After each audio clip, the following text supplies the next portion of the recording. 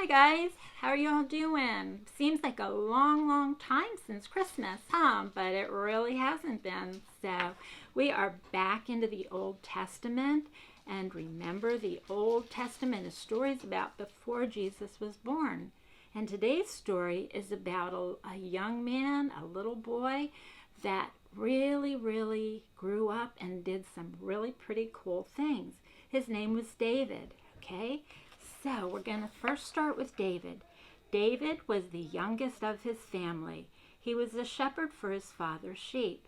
Sometimes David played a harp and sang. Did you ever see a harp? I don't know how people can play those. Samuel was the Lord's prophet. One day he came to the town where David lived. He had come to choose someone to serve God's special way. Samuel looked at David's brothers. Samuel said to David's father, "God has chosen one of your sons to be king, but I don't see the one he's chosen. Are these all the sons you have?" The father said, "There is one more. It is David, the youngest. He's taking care of the sheep." Samuel asked him to come. When David came, God spoke to Samuel. God said, "I have chosen David." Okay, so this is what David looks like, all right? Now we know that we really don't know what he looks like, but that's David. Samuel poured some oil on David's head. Then David knew God had chosen him to do something special.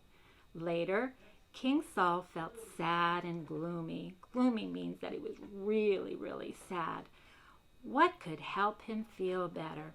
Someone said, "David can help you. He plays the harp well. His music will make you feel better. And the Lord is with him. You should ask him to come." So King Saul asked David to come. God showed David how to help the king. Whenever King Saul felt sad and gloomy, David played his harp. When King Saul heard the happy music, he felt better right away. Okay, so there's David playing his harp. See how young he is? And what do you think? Is King Saul feeling happy or sad right now? I think that he's sad. So David must have just started playing. Okay, so David's older brothers were soldiers in the army of God's people. They went to fight an enemy army. David watched his father's sheep. He kept them safe from lions and bears. One day, David's father told him, "Take some food to your brothers." When David found his brothers, they weren't fighting the enemy. All the soldiers were afraid. "What's the matter?" David asked. "You'll see," said his brothers. Soon an enemy soldier walked out. He was a giant. His name was Goliath. "I want a man to fight me," he shouted to the army of God's people. But none of the soldiers moved. David said to the soldiers, "We should not be afraid of this giant. God is on our side. He will help us." King Saul heard about the brave young man. He sent for David. "You are just a boy," King Saul said. "I will fight the giant," David said. "God helped me kill a lion and a bear. I know he will help me kill this giant." David picked up 5 stones for his sling. Then he went out to meet Goliath. The giant had a sword and a spear. Isn't David really brave? He's going to fight with stones when that big giant has a sword and a spear. Goliath laughed when he saw David. "You're just a boy," said Goliath. David said, "You are brave because of your sword and spear, but I am brave because I trust God." David put a stone in his sling. He pulled back the sling and let it go. The stone flew out of the sling and hit the giant in the head.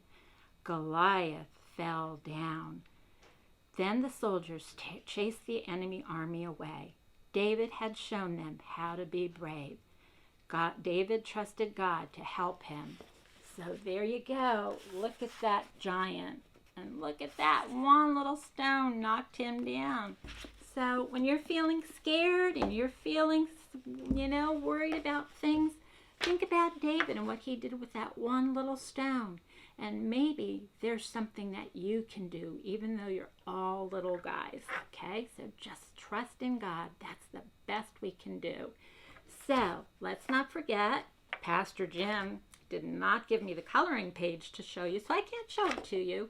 But remember, there's a coloring page, and remember to watch for those little videos. Those videos really are the best things. So, and remember to sit with Mom and Dad and tell them that they too should trust in God. Alrighty?